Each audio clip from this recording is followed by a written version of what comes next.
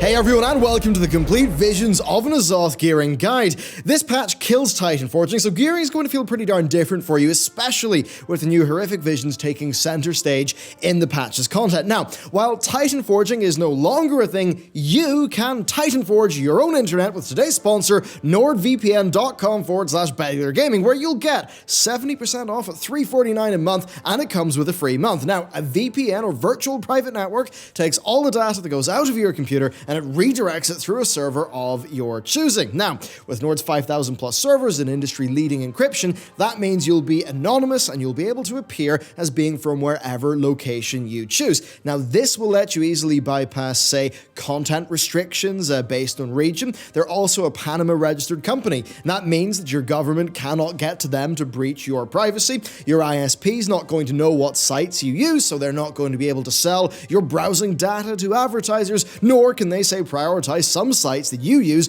over other sites. And the app and the browser extension are super easy to use, and you can get 70% off and a free month at nordvpn.com/Bellular Gaming. A massive thank you to them for supporting this channel, and with that, let's get into the gearing guide.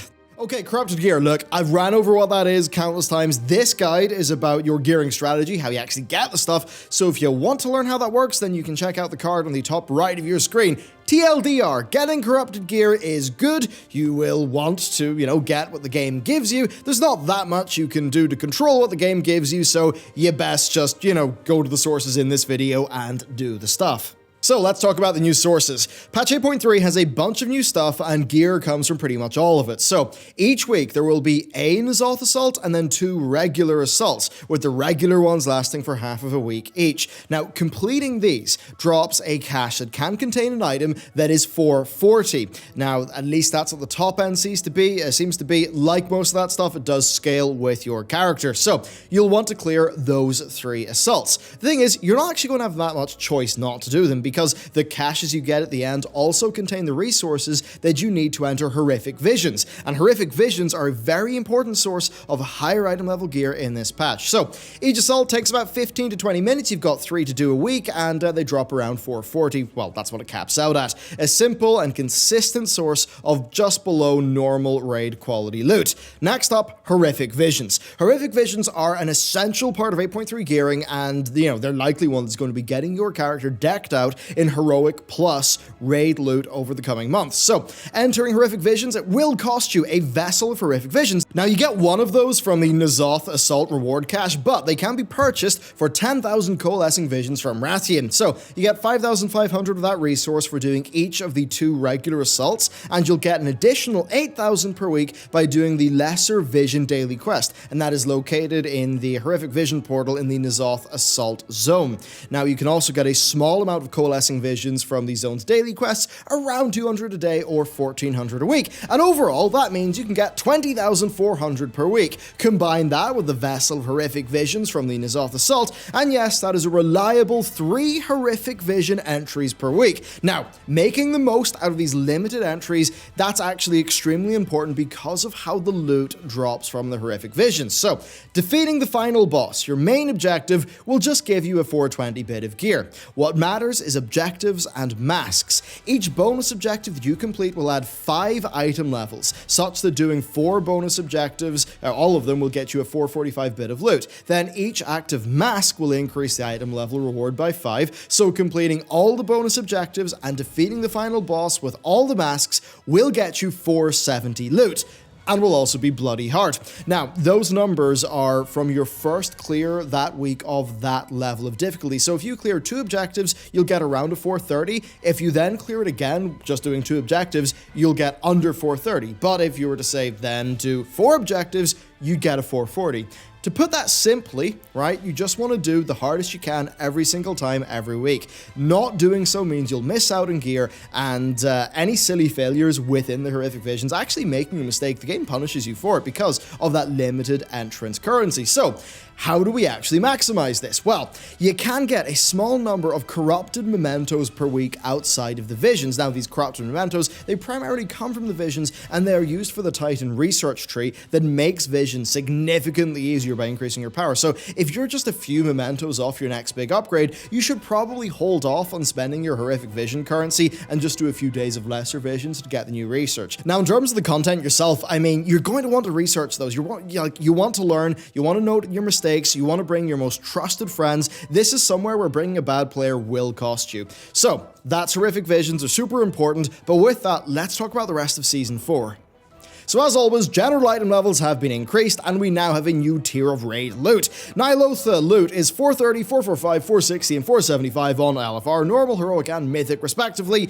Pretty much just what you'd expect. Now, gear from the last two bosses is 10 item levels higher, and that actually gives us a funky interaction with time walking, but more on that later in this video. Now, dungeons have also been bumped up, with Mythic 0 being 430, and then Mythic Plus scaling up from that point as it normally would, but with a key difference, because Mythic Plus loot quality will now scale up to Mythic Plus 15 instead of just plus 10. You see, previously loot quantity increased, that meant more Titanforging rolls, but with Titanforging not existing, Blizzard have instead opted to just have the quality scale up a little bit higher, which I think is a good move. Then also world content, it scales up just as normal. World Quest gear I think scales to 415, emissary equipment caches can be 445. Now this patch doesn't give you a new emissary, and that does mean that these, the new assaults, they stack on top of your regular World Quest emissaries in the regular BFA content. And then we've also got 3 new world bosses. You'll get 1 spawn per week, and they do drop item level 445 gear, so there's that. Now, the other major change is that Heroic Darkshore exists, and that will give you a 460 bit of gear. And depending on how good that Warfront set is for your class,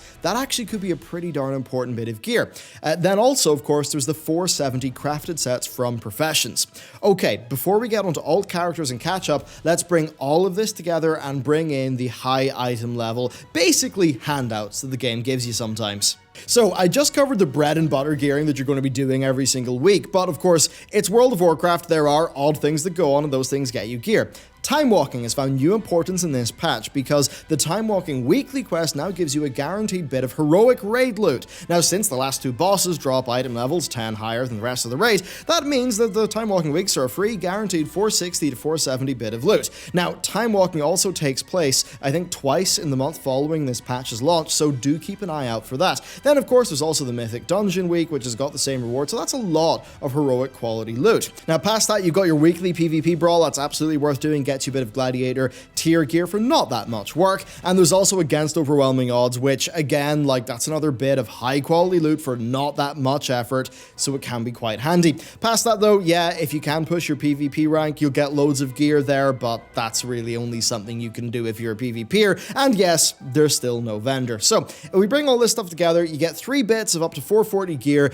a week by doing your 3 assaults. So doing that, plus the daily quests, plus the daily lesser visions, that gets you 3 entries to horrific visions. Now, those 3 horrific visions can give you 3 bits of gear per week between item level 420 and 470, depending on if you use the masks and how many bonus objectives that you complete. And how far you go there basically depends on how upgraded your legendary cloak is, and that's just something you'll get, 1 rank a week basically, so it's that kind of situation. And then of course your Titan research tree.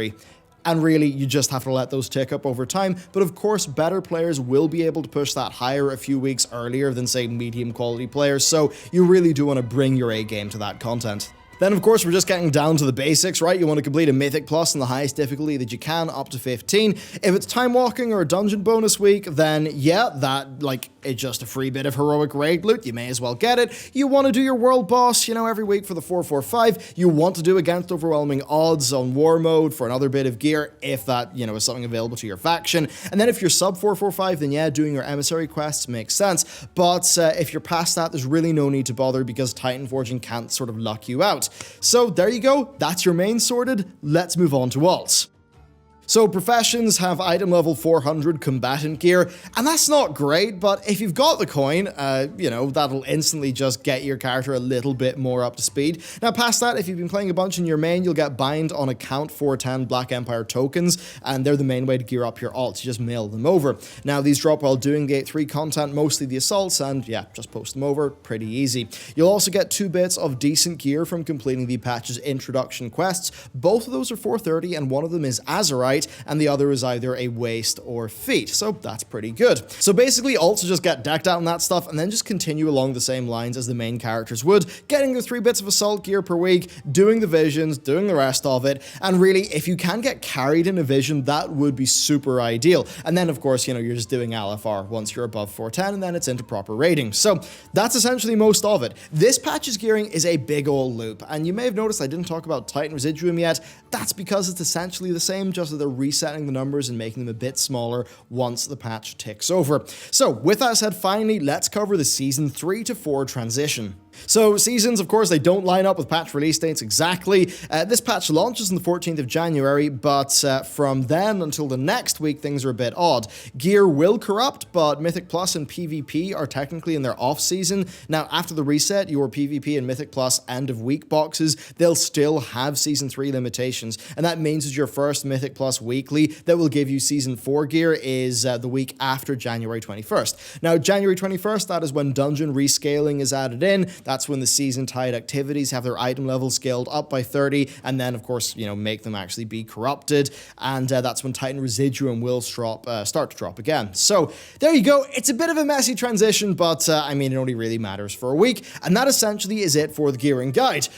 Overall, it feels extremely standard, but there are a few new things and the implications of Titanforging being gone. I think Corrupted Gear, it's an interesting thing to balance. Personally, I think it's better just for the one patch. And then for me, Horrific Visions, they're the standout feature. I really do look forward to doing them. I've been saying that the stakes of doing these solo and trying to push them as high as you really can go, that's a really fun experience. I think Preach's recent video is pretty much called the most fun I've had in Battle for Azeroth. What was it? It was doing a solo Horrific Vision. So I think that's a really solid bit of content, and a part of me is actually heartened that one of the best ways to gear up your character, if you make a mistake, you only have 3 entries a week, right? If you make a mistake, you're actually losing out. You are being punished.